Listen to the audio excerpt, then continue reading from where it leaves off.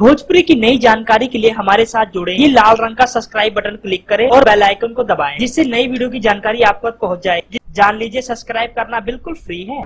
Superstar अभिनेता पवन सिंह की film को देखने के लिए पूरा भोजपुरी इंडस्ट्री एक्साइटेड है और बहुत ज्यादा बेकरार है। हम आपको बता देना चाहते अभिनेता पवन सिंह की फिल्म धड़कन में सलमान खान के जिगरी दोस्त ने काम किया है और जो सबसे बड़ी बात सामने आ रही है, इसमें दो हीरोइन का जबरदस्त तड़का हमें देखने को मिलेगा।